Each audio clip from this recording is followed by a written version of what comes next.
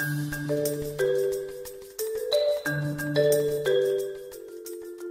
name is Barbara Rusinko, and I'm a Senior Vice President with Bechtel Corporation.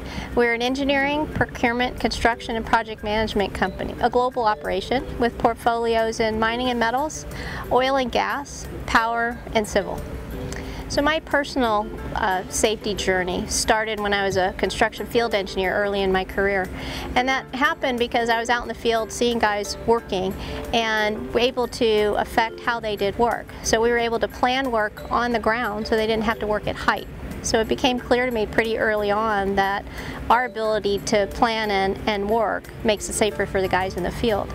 My journey probably jumped ahead a lot when I was a project manager on a job in Thailand, and we lost a man. And Kun Tiem Denega lost his life, and being with him for those final moments of his life really changed me. It made me be the leader that I am today in safety, because I know how important it is. So the Bechtel safety journey really is not just one person. We have over 53,000 colleagues in this company. Our vision is safety is our value, and that value of coming to work and working safely and going home to your family every day, it's really a responsibility we all have. It's good business practice to have a safe operation. Our colleagues and our customers rely on us to have a safe operation and make sure our folks go home every day. So there is no inconsistency, and there is no battle between the business and running the project and keeping people safe.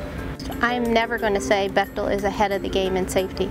I think we do an admirable job, but I'm never going to be satisfied that we're the best we can ever be until we do have 0 incidents on our job site. The challenge of when you have a job that goes on for several years and you have a workforce that transitions over and over again, you really now need to count on your basics. You need to make sure your safety inductions are solid, and that all of our follow-up communications with the folks out in the field are consistent and they have the same approach. That's the main thing we can do in order to, as we have turnover with personnel.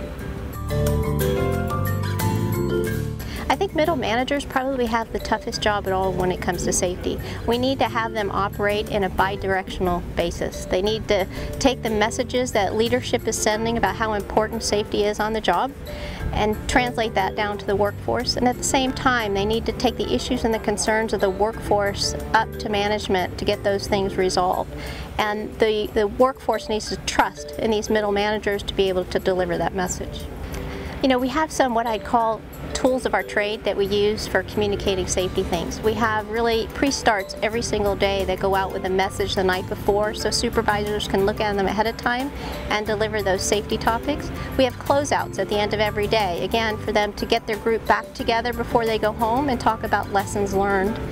And we also provide our supervisors with toolbox talks. So these are more detailed safety communications that they can use with their teams when they're about to embark on a new or different kind of work activity. The key thing with all of those is it's not a one-way lecture. Each one of those needs to be done in an interactive way, where the workforce can also speak up and they get to share the lessons learned amongst themselves. One of the challenges we have of getting folks involved in safety and keeping their interests active is to get the folks who have a passion for it and give them an opportunity to shine. So on our project, we take full advantage of our health and safety reps. They were elected by the workforce within their discipline, and we have integrated them into work processes that we know need improvement and change. So that's one way we get them involved in our work. I think the other key thing is our people-based safety initiative. At peak, we had over 200 observers who go out and do peer-to-peer interactions on safety, and that provides a really good opportunity for a one-to-one communication, and it gets the employees actively engaged in safety of their teammates as well. You know, initially I would have thought to when you talk about developing safety capacity, it's a technical skill set, but it really isn't. I think the two most important skills that we can give people is communication skills and planning skills.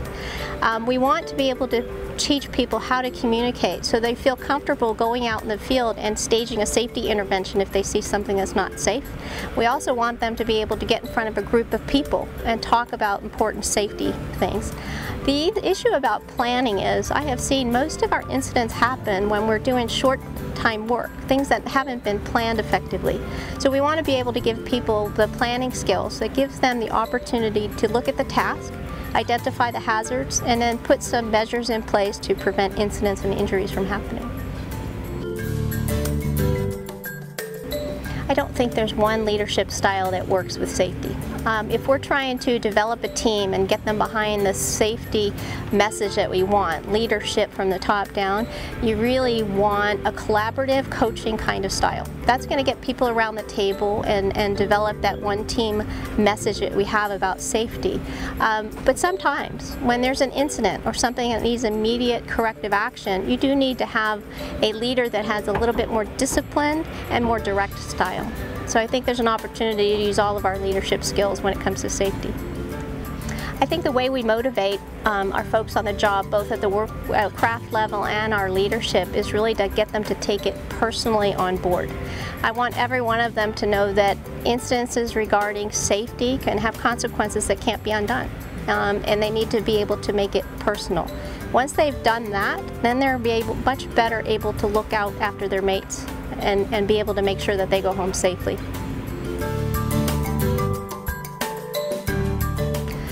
I think my advice would be relentless. This is a subject where you can't just do it on a part-time basis. Your message has to be absolutely consistent to your leaders and to your workforce, and you can't compromise. Safety has to be the value that goes before all else.